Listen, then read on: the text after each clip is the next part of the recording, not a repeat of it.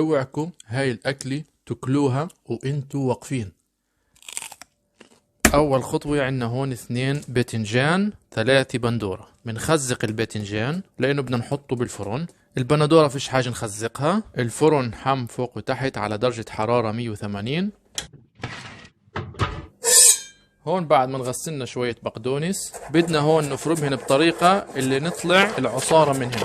هذا الليفل اللي أنا بدي إياه. هون بدي أعمل لي شوية طحينة. بالنسبة للطحينة راح أحلها بليمون. بنضيف الليمون، نحرك شوية ملح. هذا القوام اللي بدي اياه يا جماعة. هون بدنا نحمر شوية صنوبر مع شوية لوز. الغاز كالعادي مش محطوط مزبوط، ولا مرة مرتي حطته الغاز مزبوط. هذا هون كل مرة بتغلط فيه. شوية زيت نباتي نحركن على طول لانه الصنوبر ما بتحمل الحم.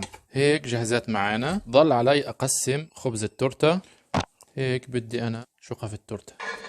كل المكونات جاهزة معي. الطحينة، الخبز جاهز، المكسرات جاهزة، والبقدونس. ضل عندي الموضوع هون يا جماعة، شايفين ماشي بالاتجاه الصحيح. يا عيني يا عيني يا عيني، قاعدين بنشوي الشوي. اشوف يا حبيبك يا ابو حبيب. هون بدي اقلي الخبز. هيك الخبزات جهزت معانا. أوبا. بعد ما نقشرهن نبلش نقسم فيهن. يا حبيبك ريحتهن. بنضيف 1 بندورة وعليهم من فوق برضو نفس الاشي. والاخير يما ريحتهن يما. ناخذهن ونضيفهن بهذا الجاط. بندير الطحينة عليهن والبقدونس وبنخلطهن. بنضيف زيت زيتون، ملح، بنخلط ليمون، بنرش المكسرات عليهن، صنوبر واللوز. كعكة، هاي كعكة، صارت كعكة بالاخير يا حبايبي. الخبزات اسمعوا صوتهن كيف بخرخشوا. ومنرش من فوق هيك. ايوه هيك.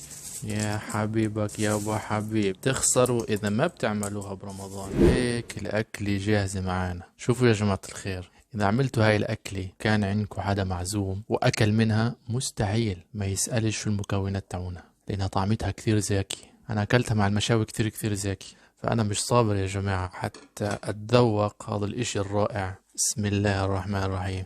يا حبيبك يا أبو حبيب جود، حبيب بابا جود. هون فرطت شوية رمان، منرش شوية رمان هيك. شوف هالتحفة هاي. بسم الله.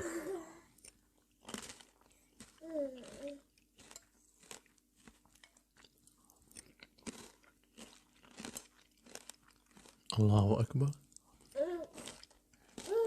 خبز المحمص. شو هالنكهة هاي. نكهة الباذنجان وشعطه، حموضة البندورة. الله أكبر.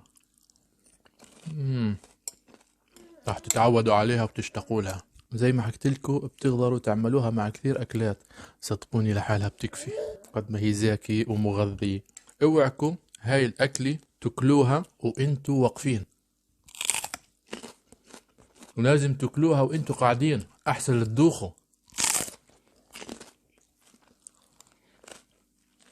شفت العروق.